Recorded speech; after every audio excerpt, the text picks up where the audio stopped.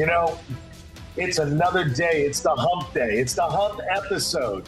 Not because I'm the hunt track of Notre Dame, or David is, but you know why? Because it's liar, liar, pants on fire.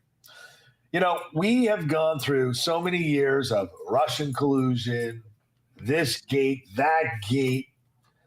And, you know, the media hasn't learned its lesson.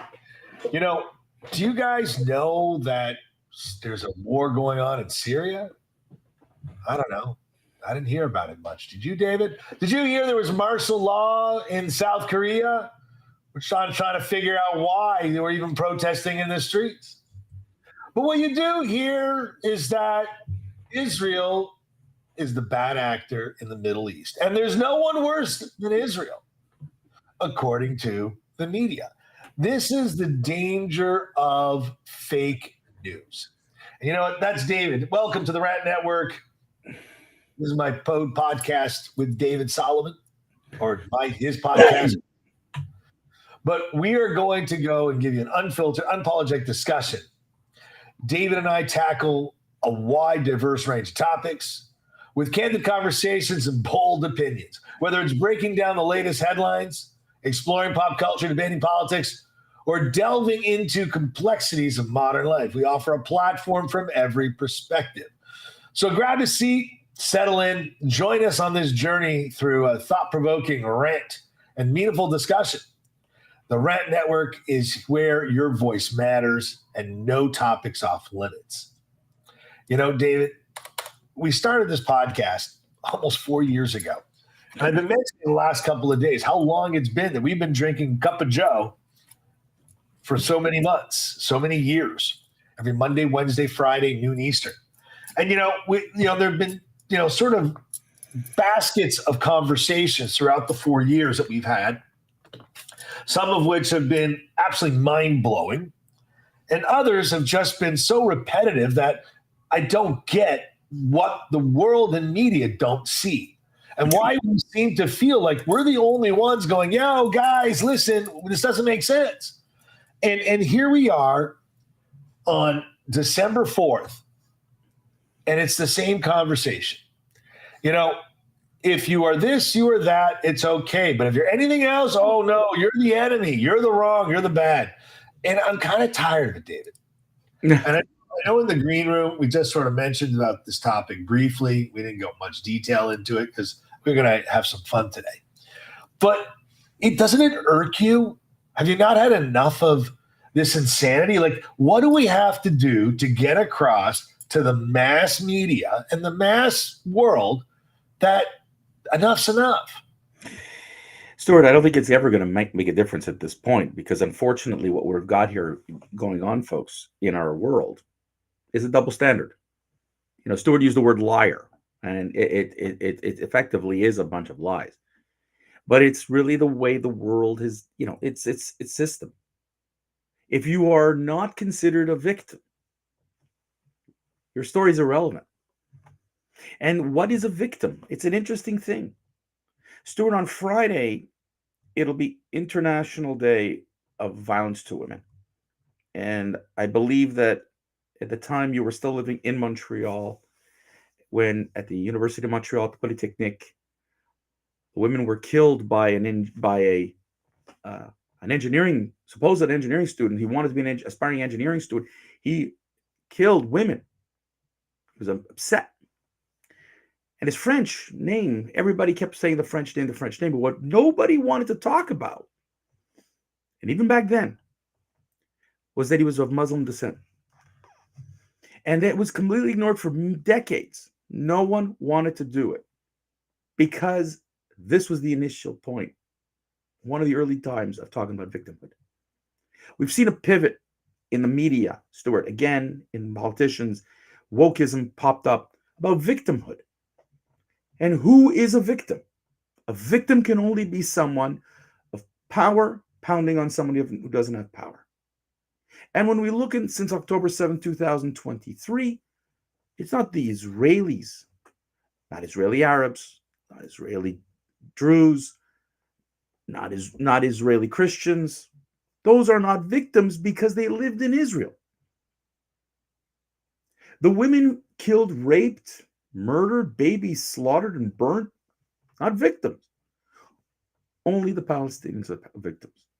And then in recent weeks, it was the Lebanese that are victims because it was the Jew who defended himself from attack by these terrorist organizations. It's a sick mind, Stuart. And we saw this hypocrisy again this week and last week when Syrian rebels entered into Aleppo in an ongoing war, in an ongoing conflict where hundreds of thousands of Muslims, including Palestinians, dead, killed, gassed, murdered. And who arms Syria? Russia, Iran. Who helped to kill these people? Hezbollah, believe it or not. That's right. The Syrian government brought in Hezbollah to go and kill and help protect the government. It doesn't matter that this government is like so many other autocratic governments. People have no rights. There's a secret police that goes around, just like you see in other of these autocratic countries. You can't say one negative word about the government. The media is state controlled. How many protests did we see in the streets in the last week about Assad killing his own people? How many university professors and university students staged protests and strikes? Where's the divestiture from Syria, Iran, Russia, who are aiding this death, this genocide? Oh, wait, it can't be called a genocide. It can't be called victims. It can't be anything because it's Arab on Arab. Make sense? In the meantime, you hear, rampant victimhood again and again and again. This hypocrisy. And Stuart, I'm going to tell you something I didn't tell you in the green room. On Sunday, and this is going to, you're going to think this is hilarious. In Sunday in Jacksonville, Florida, just up the street from you, my friend, a Houston football player literally rammed into the quarterback of the Jacksonville Jaguars, Trevor Lawrence. He was suspended for 3 games, huge suspension. And Aziz Al-Sha'ir, in his press conference, was screaming about Islamophobia. The victim, he's the victim. His hit was egregious, suspendable, and he's calling Islamophobia. The victims, Stuart, the hypocrisy is the victims, the quote-unquote victims, keep screaming that, and the media and the politician and the left keep jumping on it. Stuart, what is the number one cause of death in Africa right now? Do you know? The number one cause of death in Africa is not starvation. It's not health. It's war. It's war. It's the amount of conflicts since 1989 is unbelievable. The death rate is unbelievable in Africa. Higher death rate than anywhere in the world, including the Middle East and everywhere else. And you're silent because it's not a Jew. It's not a white person. And the media doesn't care about Africa because, who cares? South Africa got its notoriety back then because it was white on black. And when Arab beats up Arab, Muslim beats up Muslim, and when Muslim beats on Christian, and we know that Muslims have been going after Christians in Africa, where's the Pope? Silent. Where's the media? Silent. Where are the protests? Silent. The only thing, and it happened, Stuart, I'll wrap up. In 1 week here in Montreal, we had two speakers. One, I mentioned the son of Hamas, Musab Hussein, and yesterday we had Yusuf Haddad. Yusuf Haddad's an Israeli Arab, originally from Haifa, moves to Nazareth, proudly served in the IDF, proud Israeli Arab, goes around the world and talks about the hypocrisy that is about the Palestinian, quote-unquote, Palestinian cause. 2 million Arabs live in absolute peace and with 100% human rights, despite the claims of apartheid, and the world jumps on it. And Stuart, what scares me, and he said it, was Oxford University, where he debated last week, Conquered. He goes, it's conquered. Other universities have been conquered by these hypocrisy driving crazies. And we're in trouble if we don't start challenging this hypocrisy. He says the next victim, people, it's you. David, this whole victimization, the insanity that's ensued, that you and I both believe has been grown in the left wing side of most political parties. It's sad. It's tragic. You feel sorry for people that are just so ignorant, and these are bright graduate people, PhDs, multiple PhDs. People that you would think would have more sense to understand. Am I the crazy guy in the room, Dave? Well, maybe. I'm definitely the crazy guy in the room. I might be the most aggressive guy in the room, who isn't shy or afraid, which I think should be our new podcast, Shy and Afraid, of saying anything to anyone because I just don't care. And I guess that you and I are so privileged at this point that we just don't care what people think, because if you don't say it as it is, it's just ridiculous. I have, called a woman pregnant and then, oh, are you pregnant, and misspoken because she wasn't pregnant. I've done that. And you're laughing, but that woman wasn't laughing at me, and she was quite scary. But, at the end of the day, I misspoke. I can be apologetic. I can say, I'm sorry. I went to a guy and David, I'm going to say this on the air. I thought he was gay. And I treated him and talked to him like someone that was great. All right, you having fun with your partner? He goes, partner? My girlfriend's just around. We call her partner. I said, oh. And I'm like, I am so sorry. He goes, did you think I was gay? I mean, the society, here I am trying to be gentle and understanding. And he looked at me and he laughed. He says, don't worry about it. He says, I've gotten that often. We grew up, in a different time. I'm just trying to accept people for what they call themselves. If you think you're a duck, I'm going to treat you like a duck. I don't eat foie gras, but you know what? I know people that do. And if you want to be, liver on someone's desk, all the power to you.